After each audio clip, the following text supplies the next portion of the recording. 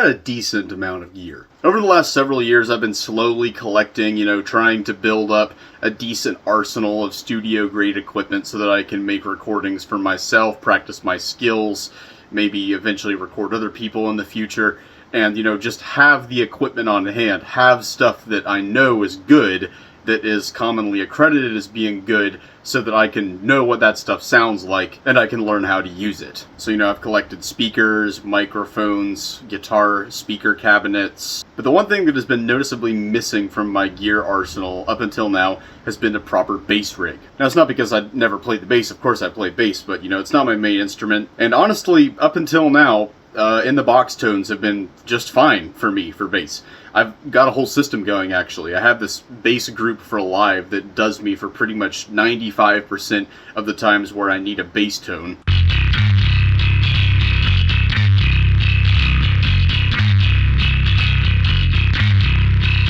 It works super well, and it makes use of Live's unique stock overdrive effect, which allows you to not only control the blend of the overdrive with the dry-wet control, but also to focus the overdrive on a specific part of the frequency spectrum. So I use that as kind of a little pre-EQ boost to bring out the string noise because I play with a pick. I also favor heavier, nastier sounding bass tones, such as the ones you find in Overkill and Tool material. And recently I found that after this overdrive, I like to put in a little bit of fuzz, also blended in with a dry-wet control, so that I can have just a little bit of nasty rumbling underneath the main bass tone, almost like an idling diesel engine type of sound. When I went after this type of vibe, I was really thinking of Joe Bench's bass tone on Bolt Thrower's Those Once Loyal album. Absolutely phenomenal bass tone.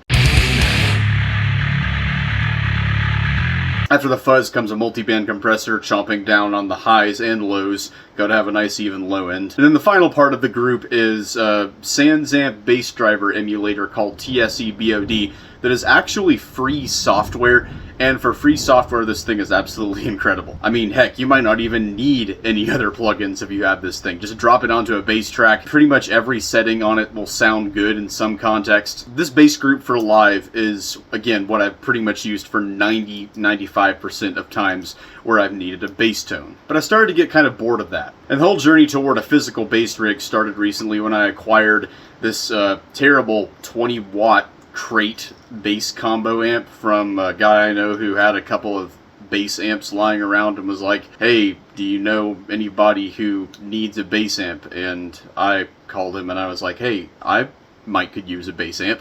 So I got the thing, I plugged into it after I brought it home. I put a mic up in front of it.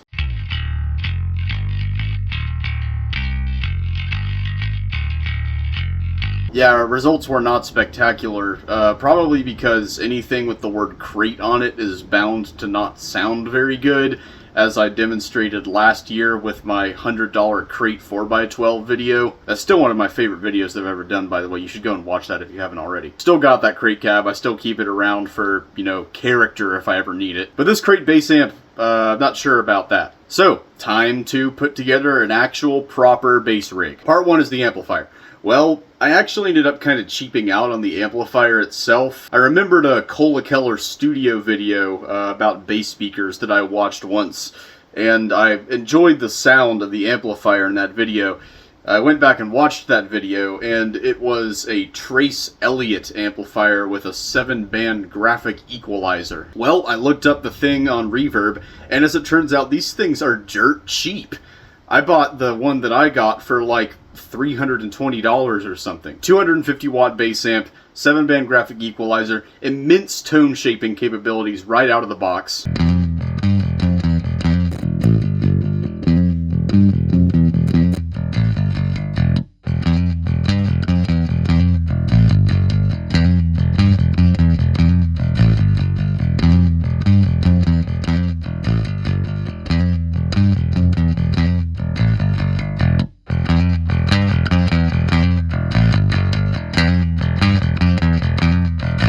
So cool, versatile bass amp, but that's only the first thing. Next I needed a cabinet. I ended up going with this Hartke HL410 cabinet. Amp and cabinet, physically the biggest part of the puzzle solved.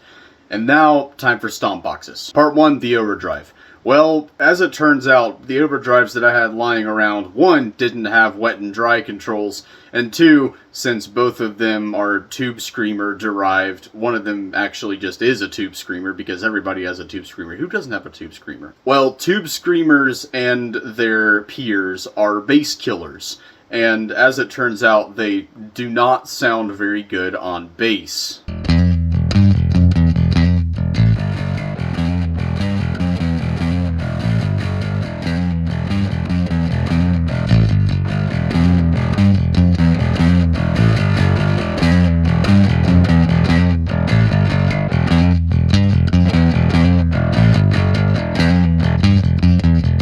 I know that there's a dedicated bass Tube Screamer, but honestly, I don't know how different it is from the guitar Tube Screamer. And if it's anything like the guitar Tube Screamer in tonality, then I don't want it on my bass, personally. So eventually I was just like, you know what?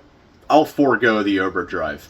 If I need that extra 2.5K or whatever it is to make the string noise really pop, then the graphic EQ on the Trace Elliot can take care of that. So instead, I just moved on to the next stomp box that I would need, which was a fuzz. And it would have to have a wet-dry control.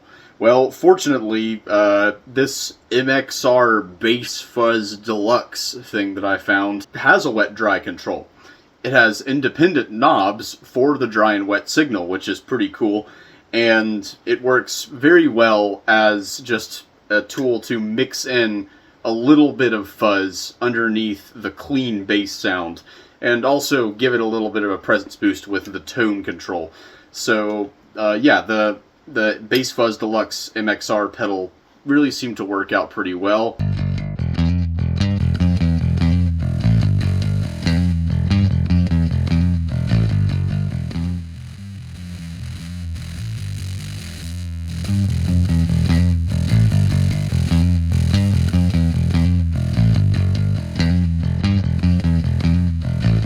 Next, the compressor. Multi-band compressor pedals seem to be in short supply for some reason. I ended up getting another MXR pedal for the compressor. It's just a standard compressor. Well, actually it's a bass compressor. I'm not sure what the difference is between a bass compressor and a normal compressor. Maybe this has slightly different parameter sweeps. Maybe it has something built into it to preserve the low end. I don't know. But it works pretty well. I think it's nice and punchy.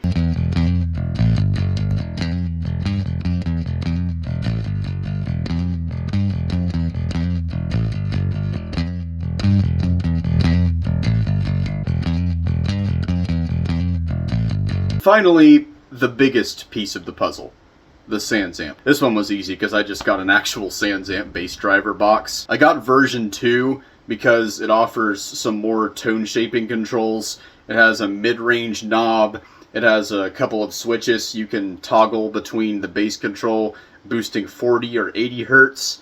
I found setting it to the 40 hertz setting makes the whole tone less muddy. And this thing's tone shaping controls are also immense.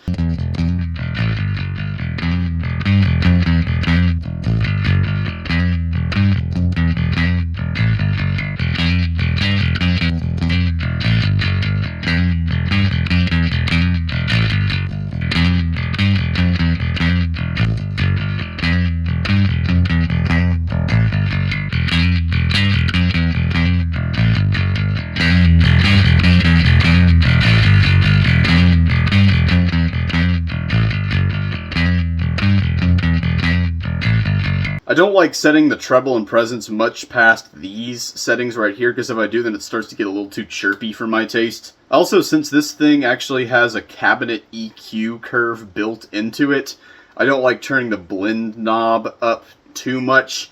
I like having a bit of the clean signal in there too, otherwise the tone kind of muffles itself and sounds a little too pre-EQ'd. Alright, all the stomp boxes were now put together. The tone coming out of the amplifier was absolutely amazing. Like, in person, just jamming around on this setup, the tone that I was hearing in the room was everything that I hoped it would be. But of course, the end goal of all of this was to make recordings.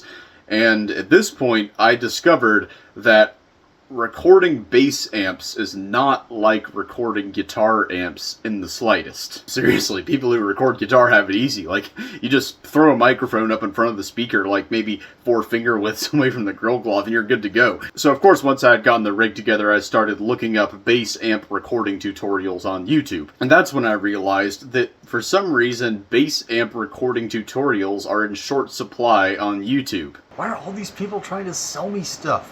Why are all of these videos just like mic companies trying to like sell me their microphones? Here's a tutorial disguised as a sales pitch for our gear. And why is this guy everywhere? Like, what if I don't want to record heavy bass? I mean, I want to record heavy bass, but still, why is this guy everywhere? Why does he always show up first whenever you Google anything recording related? And this guy too, this guy's always trying to sell me stuff. Pro Mix Academy, his courses, like everybody's trying to sell you courses. If they're not trying to sell you gear, they're trying to sell you courses. What's this guy's claim to fame anyway? They all gotta have a claim to fame. Like the Spectre Sound Studios guy, his claim to fame is he worked with Woods of Ypres, but you know, he didn't produce Woods 5. And to produce like a pro guy, what does he always talk about doing? He always talks about doing like something with Aerosmith, Ace Frehley. Nobody gives a crap about Ace Frehley's solo career. It's not exactly a flex. Like, they always have to have a claim to fame. They always have to have a famous client that they can name drop that's like,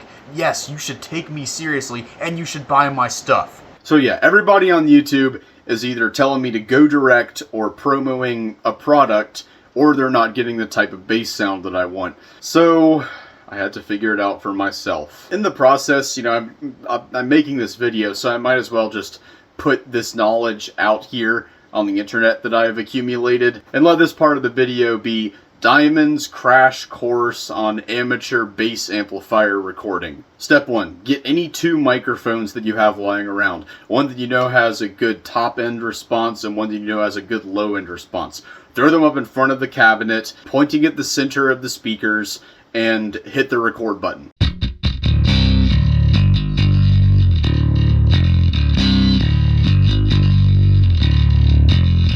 Step 2. Realize that for some reason your tone sounds distant and bizarre and scooped and full of mud. Step 3. Do comparisons between what you hear in the room and what your sense memory tells you versus what the recording reveals. For this part, for all these tone tests where I was experimenting with microphone positions and microphone types and stuff, I was reamping all the time. I actually found it to be very helpful for this experimentation, because I was just running a dry bass track in reverse through my direct box into the amplifier and the pedal chain, and I had my cans on, so I would hit record for a few seconds, I would listen to the tone that was recorded, and then I would move the microphone, and then I would listen to the tone that was recorded again until I found something that I was happy with. Step 4.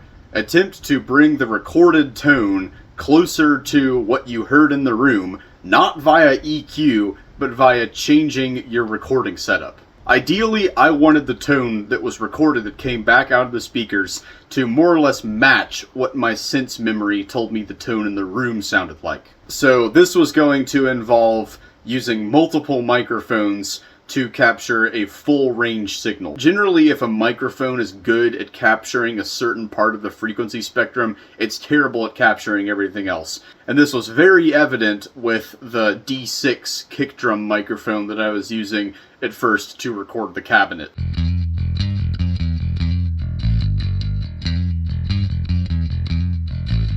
The D6 gives you a lot of low end and it gives you a lot of sparkly highs, but there is 0 mid-range. So I switched out the D6 for another kick drum microphone that I had, which is a Shure PGA52. It's basically a cheap-ass version of the Beta 52A that everybody knows and loves.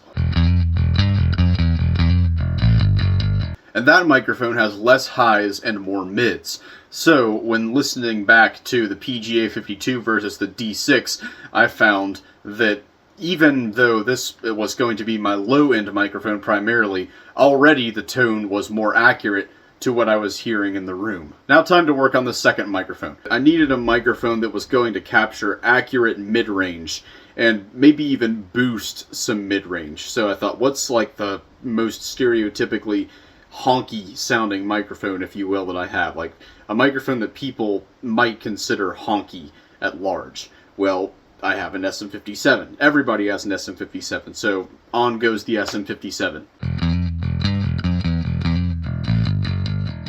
Alright, this is sounding alright, but when I put the two microphones together and I do a little bit of phase adjustment to taste, for some reason I don't like the pick attack noise. It sounds a little bit too overbearing. So what's the answer here? Well, I moved the microphones out of the center of the speaker cones.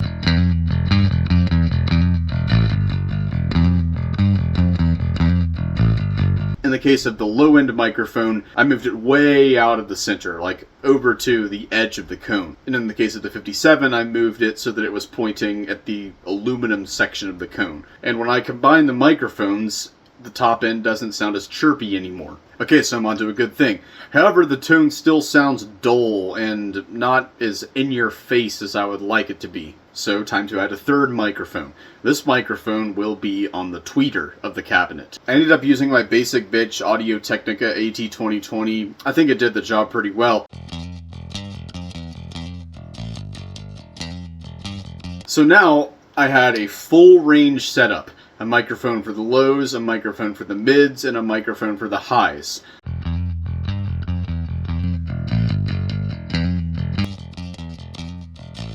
So after a little bit of phase adjustment to taste and you put it all together,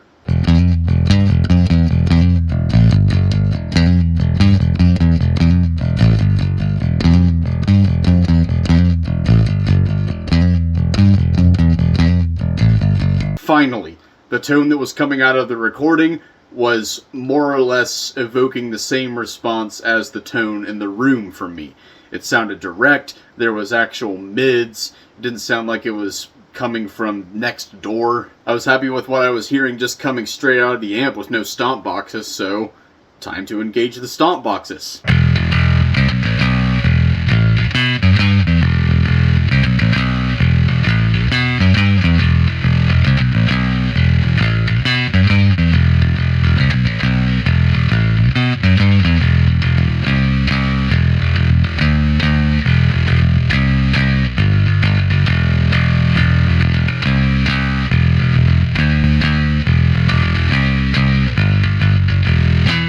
I was so happy with myself. I shouldn't have been as happy with myself as I was, but I just felt so happy that I managed to take my in-the-box bass tone setup and bring it into the real world with somewhat good accuracy. Obviously the in-the-box one still sounded better, but it was the same character, and to me, that's what mattered. So now that I've got this tone going, and I know that it sounds good on a recording finally, step 5. Put it in a mix. I'm going to do a couple of jams here. First, I'm going to do like a early 90s thrash kind of thing. Just think of like your favorite thrash band from the 80s, but like the 90s has hit and they're starting to run out of ideas and get slow and lazy. The tone's going to come from the valve state. I'm going to set it to a scooped kind of sound so that the mid-range of the bass comes through a little bit easier. Yeah, aside from the programmed drums, this should sound pretty early 90s.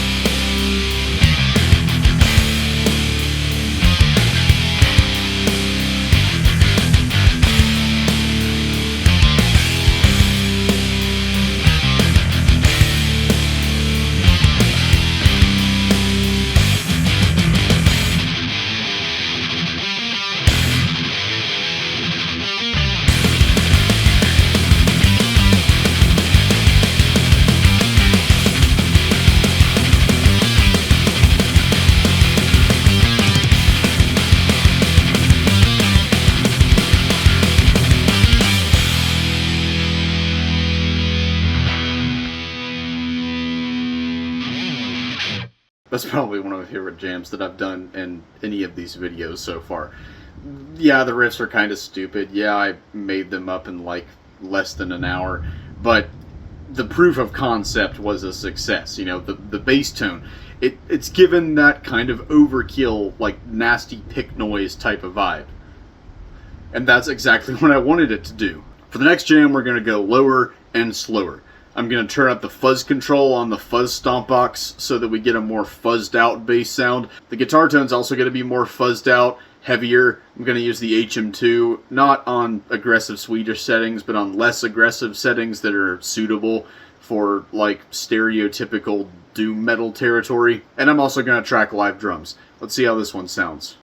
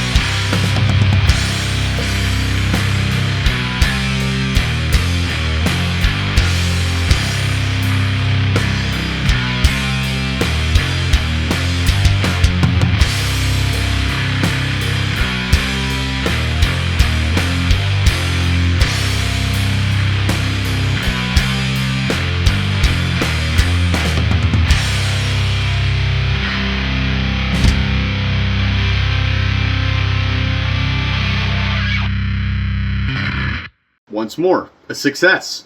Again, no EQ is being used here. There's no EQ on the guitars. There's no EQ on the bass. The bass could probably use some EQ if I was being super technical with my mixing process. Like, I could take out some 100 hertz, 120 hertz, maybe that area. That would probably de-mud the tone a little bit. Maybe I could boost some sub-frequencies, boost the top a little bit.